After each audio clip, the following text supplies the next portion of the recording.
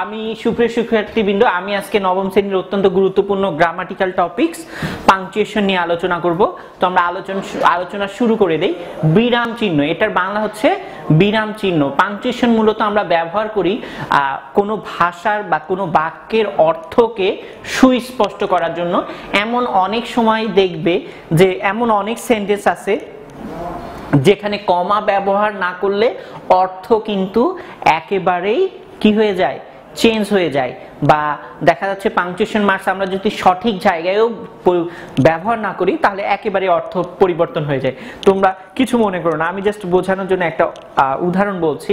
আমরা অনেক সময় ছোটবেলা এই বিষয়টি নিয়ে দুষ্টামি করেছি যে দেয়ালে লেখা আছে এখানে প্রস্রাব মানে ইউরিনেট করিবেন না, মানে এখানে প্রস্রাব করিবেন না, করিলে এত টাকা জরিমানা। অনেকে দেখবা দুষ্টামি করে কি করে, এখানে প্রস্রাব করিবেন, এখানে কমাটা এখানে দিয়ে দেয়, দিয়ে না করিলে এত টাকা জরিমানা। তাহলে দেখো এই যে পাংচুয়েশন মার্কস, এগুলোর গুরুত্ব কত সেন্টেন্সের অর্থ পরিপূর্ণভাবে প্রকাশ করার জন্য।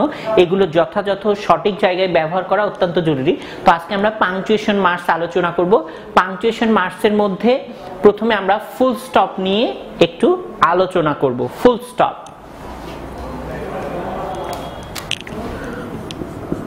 ফুল স্টপ যেটাকে অনেকে পেরিয়ডও বলে, পেরিয়ড। ফুল স্টপের অপর নাম, ফুল স্টপের অপর নাম কি? ফুল স্টপের অপর নাম হচ্ছে পেরিয়ড। আচ্ছা, এখন আমরা এই ফুল স্টপের ব্যবহার শিখব। ফুল স্টপের ব্যবহার আমরা জানি কোনো শব্দকে যদি আমরা সংক্ষিপ্ত আকারে লিখতে চাই তাহলে সেক্ষেত্রে আমাদের কি ব্যবহার করতে হয়? ফুল স্টপ ব্যবহার করতে হয়। একটা দেখি, যেমন আমার সম্পূর্ণ নাম হচ্ছে শেখ আসাদুজ্জামান পারভেজ। আমরা একটু আগে লিখি, হ্যাঁ, সম্পূর্ণটা SHEIKH, শেখ আসাদুজ্জামান পারভেজ, শেখ আসাদুজ্জামান পারভেজ। দেখো বন্ধুরা, এই যে এই নামটি আছে, আমি কি বললাম, কোন শব্দকে যদি আমরা সংক্ষিপ্ত রূপে লিখি তাহলে সেক্ষেত্রে আমরা ফুল স্টপ ব্যবহার করি। যেমন আমরা যদি শেখ পুরোটা না লিখে যদি এস লিখি, ফুল স্টপ, ঠিক আছে। তারপরে আসাদুস সম্পূর্ণ না লিখে শুধু এ সংক্ষিপ্ত রূপে, ফুল স্টপ। তারপরে কি, তারপরে জামান, জামান সম্পূর্ণ লিখবো না, শুধু যে, ফুল স্টপ। তারপরে হচ্ছে পারভেজ, ঠিক আছে। তাহলে এরকম যদি আমরা কোনো শব্দকে সংক্ষিপ্ত রূপে লিখতে চাই তাহলে সেক্ষেত্রে ফুল স্টপ ব্যবহার করতে হয়। আরো কিছু আমি উদাহরণ দেই।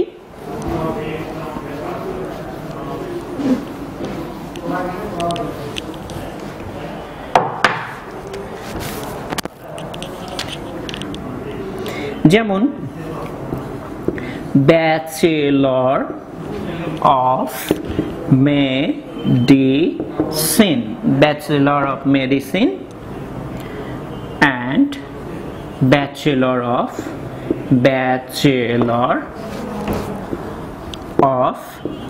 surgery, bachelor of surgery. দেখো এটাকে যদি আমরা সংক্ষিপ্ত লিখি, আচ্ছা এই ক্ষেত্রে মূলত যেমন আমরা ব্যাচেলর, এটাকে সংক্ষিপ্ত রূপে আমরা কি লিখবো? বি লিখলাম, ঠিক আছে, ফুল স্টপ। তারপর মেডিসিনকে সংক্ষিপ্ত রূপে কি লিখবো? M, full stop. আবার ব্যাচেলর, ব্যাচেলরকে আবার সংক্ষিপ্ত রূপে কি হিসেবে লিখবো? বি। তারপর সার্জারির সংক্ষিপ্ত রূপে এস। তাহলে দেখো এই যে MBBS, তাহলে আমি যেটা বললাম যে সংক্ষিপ্ত কোনো শব্দকে যদি আমরা সংক্ষিপ্ত রূপে লিখতে চাই তাহলে অবশ্যই আমাদেরকে কি করতে হবে? ওই সংক্ষিপ্ত রূপটার পরে, অর্থাৎ ওই লেটারটার পরে আমাদেরকে অবশ্যই ফুল স্টপ ব্যবহার করতে হবে। এখানে দেখো বন্ধুরা, একটা জিনিস একটু খেয়াল করো, আমরা শেষের টির ক্ষেত্রে কিন্তু ফুল স্টপ দিব না, ঠিক আছে। এখানে দেখো আমি শেষের টির ক্ষেত্রে কিন্তু ফুল স্টপ দেইনি, আগের গুলোর ক্ষেত্রে হবে। এরপরে আর কোন কোন ক্ষেত্রে আমরা ফুল স্টপ ব্যবহার করি এটা একটু আমরা দেখে নিই।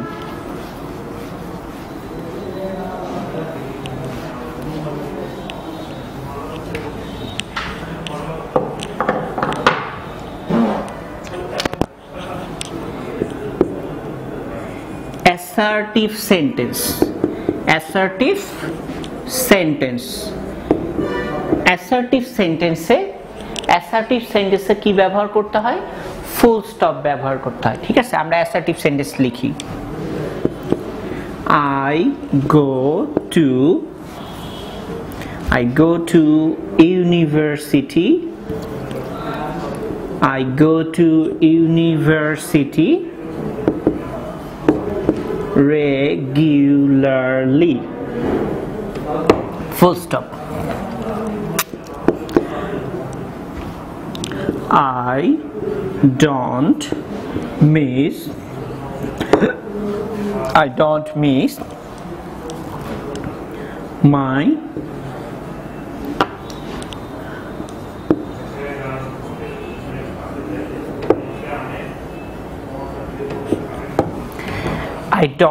miss my schedule classes.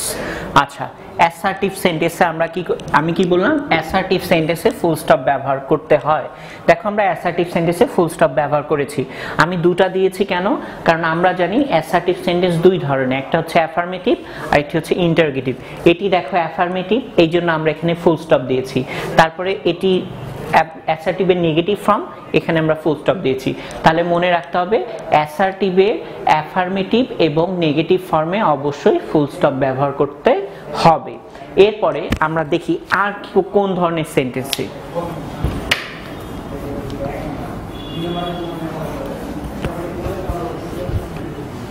এরপরে হচ্ছে imperative sentence, imperative sentence, imperative sentence. Imperative সেন্টেন্সে কি হয়, ইম্পারেটিভ সেন্টেন্সে ফুল স্টপ ব্যবহার করতে হয়। বন্ধুরা আগে আমরা ইম্পারেটিভ সেন্টেন্স একটু চিনবো কিভাবে সেটা।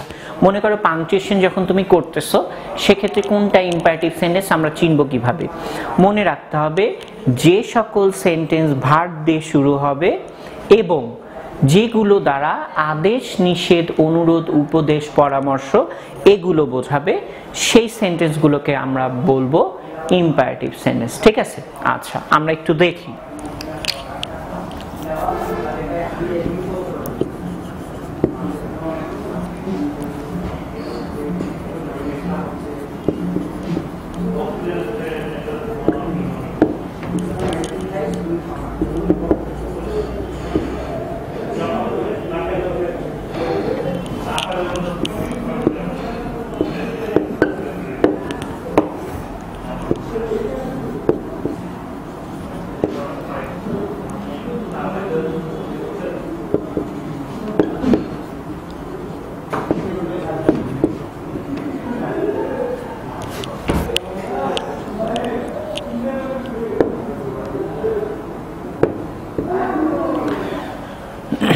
এই সেন্টেন্সটি দেখো, obey your parents advice through your life.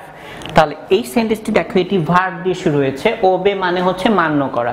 আমরা জানি যে শব্দ দ্বারা করা, খাওয়া, যাওয়া প্রভৃতি বোঝায় সেগুলো কি, সেগুলো হচ্ছে ভার্ব। তাহলে ওবে ইউর প্যারেন্টস, ওবে মানে হচ্ছে মান্য করা, এটি ভার্ব দিয়ে শুরু হয়েছে, এটি একটি বৈশিষ্ট্য। আরেকটি বৈশিষ্ট্য কি, আমি কি বলেছিলাম, যে সেন্টেন্স দ্বারা আদেশ, নিষেধ, অনুরোধ, উপদেশ, পরামর্শ ইত্যাদি বোঝাবে সেটি হচ্ছে ইম্পারেটিভ সেন্টেন্স। তাহলে এখানে দেখো বলছে obey your parents advice through your life, বলছে সারা জীবন ব্যাপী কি করবে, তোমার বাবা মার আদেশ মেনে চলবে। তাহলে এখানে উপদেশ বোঝাচ্ছে না বন্ধুরা, উপদেশ বোঝাচ্ছে।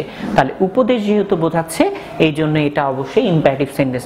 দেখো এটির শেষে আমি ফুল স্টপ দিয়েছি কিন্তু, ঠিক আছে, ফুল স্টপ। বন্ধুরা দেখো আমি কিন্তু বললাম যে ভার্ব দিয়ে শুরু হবে এবং দুইটি শর্ত বলেছি আমি। ভার্ব দিয়ে শুরু হবে আর কি হবে, আদেশ, নিষেধ, অনুরোধ, উপদেশ, পরামর্শ এগুলো বোঝাবে। শুধু ভার্ব দিয়ে শুরু হলেই কিন্তু হবে না, কারণ ভার্ব দিয়ে অপটেটিভ সেন্টেন্সে শুরু হয়। তাহলে দুইটি বৈশিষ্ট্য মনে রাখতে হবে। এরপরে দেখো let me assist you in your crisis, বলছে যে তোমার সমস্যায় আমাকে কি করো, সাহায্য করার সুযোগ দাও। আমরা জানি ইম্পারেটিভ সেন্টেন্স দুই ধরনের ভার্ব দিয়ে শুরু হয়, একটি হচ্ছে জেনারেল ভার্ব, এমনি এরকম নরমাল ভার্ব, ঠিক আছে। আরেকটি হচ্ছে কি এরকম মডাল ভার্ব, লেট, যেটাকে আমরা মডাল ভার্ব হিসেবেও চিনি বা বিশেষায়িত ভার্ব। তাহলে ইম্পারেটিভ সেন্টেন্স দুই ভাবে শুরু হয়, একটা হচ্ছে জেনারেল ভার্ব দিয়ে আর একটা হচ্ছে মডাল ভার্ব দিয়ে, এবং অবশ্যই ওটা আদেশ, উপদেশ, অনুরোধ, পরামর্শ ইত্যাদি, অনুমতি, এগুলো বোঝাতে হবে। বলছে let me assist you in your crisis, বলছে আমাকে কি করো, তোমাকে তোমার সমস্যায় সহযোগিতা করা বা সাহায্য করার সুযোগ দাও। এখানে মোটামুটি এক ধরনের সফট রিকোয়েস্ট বোঝাচ্ছে, মানে অনুরোধ বোঝাচ্ছে, এই জন্য আমরা অবশ্যই এখানে কি করব, ফুল স্টপ, ঠিক আছে। আচ্ছা, তাহলে এরপরে হচ্ছে optative sentence. Optative sentence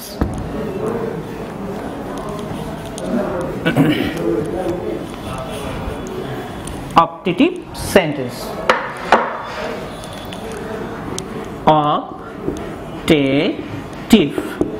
optative sentence.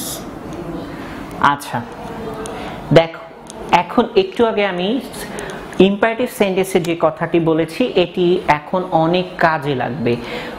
আচ্ছা, অপটেটিভ সেন্টেন্স চেনার উপায় আগে আমরা একটু জেনে নেই। যে সেন্টেন্স ভার্ব দিয়ে শুরু হবে, তাহলে দেখো বন্ধুরা ইম্পারেটিভের সাথে মিল আছে, কিন্তু একটু মিল আছে। যে সেন্টেন্সটি ভার্ব দিয়ে শুরু হবে এবং আশা, আকাঙ্ক্ষা বা প্রার্থনা বোঝাবে সেটি হচ্ছে অপটেটিভ সেন্টেন্স। আচ্ছা, আমরা দেখে নেই, উদাহরণ দেখি।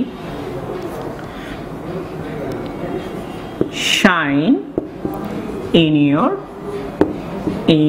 your life, shine in your life।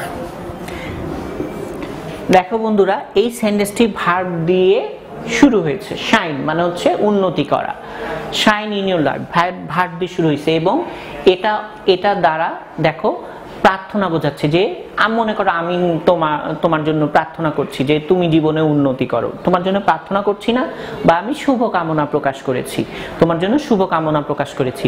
তাহলে এইটি ভার্ব দিয়ে শুরু হয়েছে এবং এটি দ্বারা প্রার্থনা বা শুভ কামনা বোঝাচ্ছে, এই জন্য এটি হচ্ছে অপটেটিভ সেন্টেন্স, ঠিক আছে।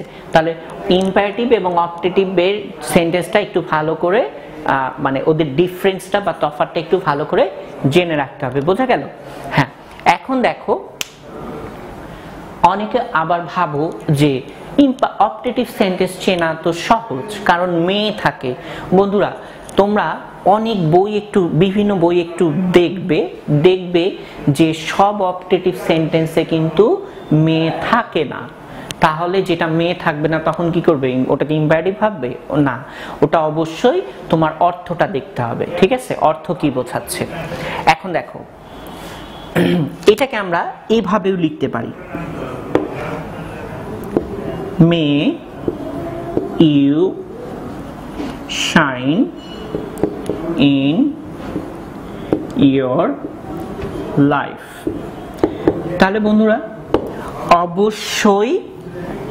অবশ্যই কি করতে হবে, অবশ্যই ভার্বটা দেখতে হবে, ঠিক আছে, ভার্ব দেখতে হবে এবং পাশাপাশি হচ্ছে তোমার অর্থটা দেখতে হবে। আশা, আকাঙ্ক্ষা, প্রার্থনা বোঝালে ওটা অপটেটিভ হবে, যেমন এটা এখানে আকাঙ্ক্ষা, শুভ কামনা বা আশা বোঝাচ্ছে বা প্রার্থনা বোঝাচ্ছে, এই জন্য এটি হচ্ছে অপটেটিভ সেন্টেন্স।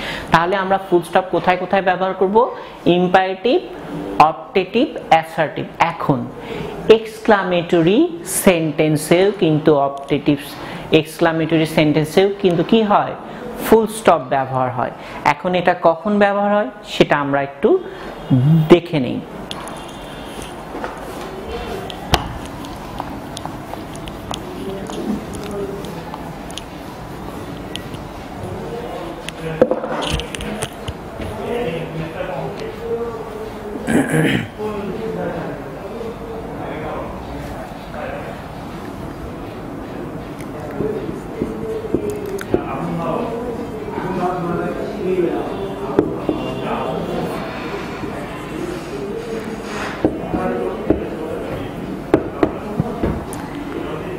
Exclamatory sentence.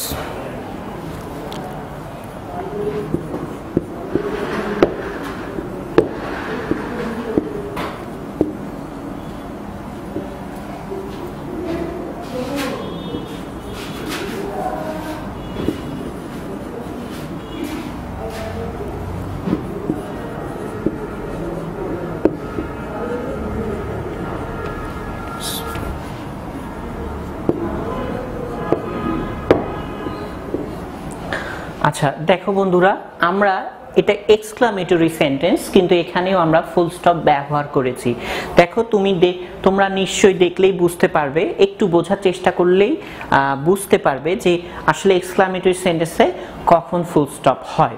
বলছে ফাই, ফাই মানে কি? ফাই মানে হচ্ছে ছি। এটার উচ্চারণ ফি হবে না, এটার উচ্চারণ হচ্ছে ফাই। কারণ আমি ফোনোলজির কথা প্রায়ই বলি যে যদি কোনো শব্দের শেষে ই থাকে এবং মাঝে যদি আই থাকে তাহলে আইটা আয়ের মতো উচ্চারণ হবে, এটার উচ্চারণ হবে ফাই। বলছে ছি, you have done the heinous, এটার উচ্চারণ হচ্ছে heinous. You have done the heinous task. বলছে ছি, তুমি জঘন্য কাজটি করেছো। ছি, তুমি জঘন্য কাজটি করেছো। আচ্ছা, তাহলে এখানে দেখো আমরা এক্সক্লামেটরি সেন্টেন্স বলতে আসলে কি বুঝি? যে সেন্টেন্স দ্বারা মানুষের আকস্মিক অনুভূতি বোঝাবে। অনুভূতি বিভিন্ন ধরনের হতে পারে, হাসি, কান্না, দুঃখের, ঘৃণার। যেমন এখানে ঘৃণার অনুভূতি প্রকাশ করা হয়েছে, যে বলছে ছি, তুমি এত জঘন্য কাজটা করেছো। তাহলে এখানে ঘৃণার অনুভূতি, এটি হচ্ছে এক্সক্লামেটরি সেন্টেন্স। ঠিক আছে, এটি হচ্ছে এক্সক্লামেটরি সেন্টেন্স। এখন এটা বোঝার সহজ ট্রিক কি আমি তোমাদেরকে বলে দেই। যদি কোনো সেন্টেন্সের শুরুতে এইরকম আকস্মিক অনুভূতিবাচক শব্দ, আমি কিন্তু সেন্টেন্স বলিনি, আকস্মিক অনুভূতিবাচক নির্দেশক শব্দ, যেমন ফাই, এটা হচ্ছে আকস্মিক অনুভূতিবাচক শব্দ। তারপরে হুররা, এটাও একটা শব্দ। ঠিক আছে, তারপরে অ্যালাস, এটা এই যে ফাই, হুররা, অ্যালাস, এগুলো কি? এগুলো হচ্ছে আকস্মিক অনুভূতিবাচক শব্দ, সেন্টেন্স কিন্তু না। এইরকম আকস্মিক অনুভূতিবাচক হুররা, অ্যালাস, তারপরে হচ্ছে ফাই, ব্রাভো, এরকম যদি আকস্মিক অনুভূতিবাচক শব্দ যদি কোনো সেন্টেন্সের শুরুতে থাকে তাহলে অবশ্যই আমরা শেষে কি করব?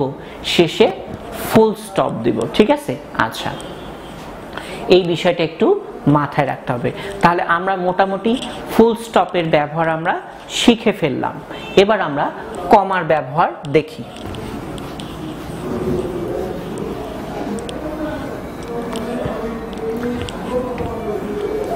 কমা, এই যে কমা পাংচুয়েশনটি আছে না, ইংরেজিতে সবচেয়ে বহুল ব্যবহৃত একটা পাংচুয়েশন মার্ক হচ্ছে কমা। ঠিক আছে, এই কমার ব্যবহার আমরা একটু শিখব।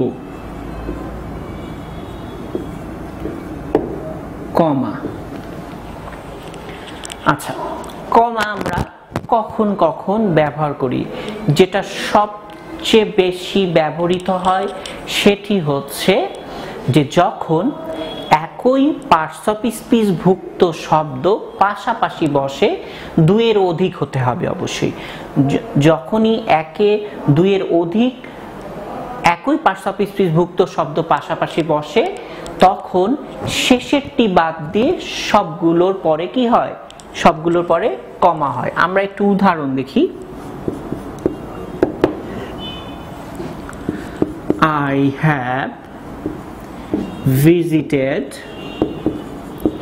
I have visited England.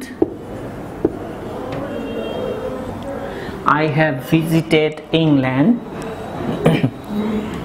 Germany, Italy, Sweden,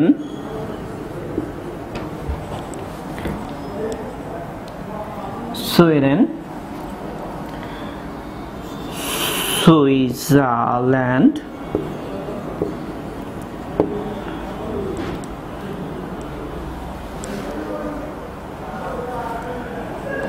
আচ্ছা, দেখো বন্ধুরা, আমি কি বলছিলাম যে একই পার্টস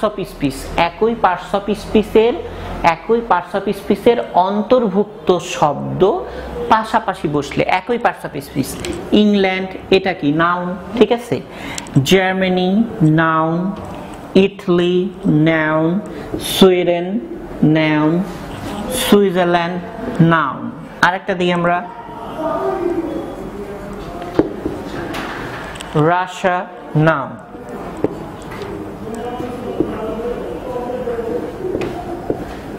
এটা নাউন। তাহলে দেখো বন্ধুরা আমি কি বলেছিলাম যে একই পার্টস অফ স্পিচের অন্তর্ভুক্ত দুইয়ের অধিক শব্দ পাশাপাশি বসলে, এখানে কয়টা আছে একই পার্টস অফ স্পিচ, দেখো সবগুলোই নাউন। কয়টা আছে? একটা, দুইটা, তিনটা, চারটা, পাঁচটা, ছয়টা, সাতটা, লাকি 7। তো 7টা আমি দিচ্ছি, ঠিক আছে। এই যে 7টা যে আছে সবগুলো একই পার্টস অফ স্পিচ পাশাপাশি বসছে, নাউন। তাহলে প্রত্যেকটার পরে আমরা একটা কমা দিব, ঠিক আছে। এই যে কমা দিলাম, জার্মানির পরে কমা, ইটালির পরে কমা, সুইডেনের পরে কমা, সুইজারল্যান্ডের পরে কমা, রাশিয়ার পরে কমা। এখন কথা হচ্ছে যে শেষেরটার পরে কিন্তু কমা দেওয়া যাবে না, কারণ আমরা জানি, আমরা ওই যে পড়ছিলাম একটু আগে পড়লাম অ্যাসার্টিভ সেন্টেন্সের পরে কি হয়? Full stop. এখানে অবশ্যই ফুল স্টপ হবে। এখন বন্ধুরা এই যে শেষেরটা যে আছে না, এইখানে একটু ঝামেলা আছে। এখানে যদি মনে করে একটা কনজাংশন থাকতো, যেমন এরকম যদি একটা কনজাংশন থাকতো এন্ড, কনজাংশন থাকলে তখন কিন্তু কমা হবে না, ঠিক আছে। কনজাংশন থাকলে কি হবে না? তখন কমা হবে না, কনজাংশন থাকলে। আর কনজাংশন যদি না থাকে তাহলে কমা হবে। তাহলে মনে রাখতে হবে এই যে পাংচুয়েশন মার্কস, কিছু কিছু পাংচুয়েশন মার্কস আমি তোমাদের বলে দেই, কমা, সেমিকলন, কমা, সেমিকলন, এইগুলো তোমার কনজাংশনের পরিবর্তে কাজ করে, ঠিক আছে। আচ্ছা, তাহলে আমরা জানলাম যে একই পার্টস অফ স্পিচ ভুক্ত শব্দ কতগুলো পাশাপাশি বসলে প্রত্যেকটির পরে কি হবে? দুইয়ের অধিক শব্দ পাশাপাশি বসলে প্রত্যেকটির পরে কমা হবে।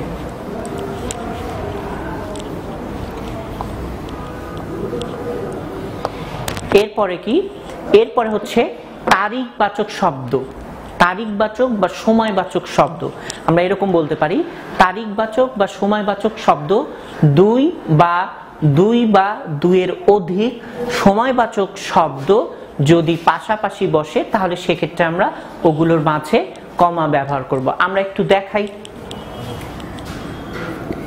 He was born on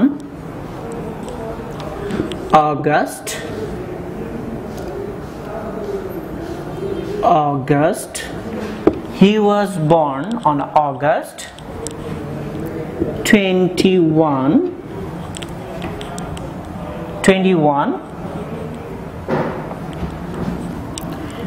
2005। আচ্ছা, এখানে বন্ধুরা দেখো দুইটি সময়বাচক শব্দ, একটি, এটা একটা আর এটা একটা। তাহলে এখানে দুইটি সময়বাচক শব্দ কি আছে? পাশাপাশি আছে। এখানে দুইটি সময়বাচক শব্দ পাশাপাশি থাকার কারণে অবশ্যই আমরা দুইটির মাঝে কি করব? এই যে এটি একটি সময়বাচক শব্দ, এটি একটি সময়বাচক শব্দ, এই যে দুইটি সময়বাচক শব্দ পাশাপাশি থাকলে অবশ্যই দুটির মাঝে কি করতে হবে? কমা ব্যবহার করতে হবে, ঠিক আছে। আচ্ছা, আজকে আমরা তাহলে ফুল স্টপ এবং কমার কিছু অংশ আলোচনা করলাম, যেগুলো আলোচনা করেছি আশা করছি তোমরা বুঝতে পেরেছো। যদি কোনো সমস্যা থাকে অবশ্যই আমাদের ভিডিওর কমেন্ট বক্সে জানাবে, আমি সেগুলো সমাধান দেওয়ার চেষ্টা করব। তো সবাই ভালো থাকবে, সুস্থ থাকবে, আর যেগুলো পড়ালাম সেগুলো ভালোভাবে চর্চা করবে। আল্লাহ হাফেজ।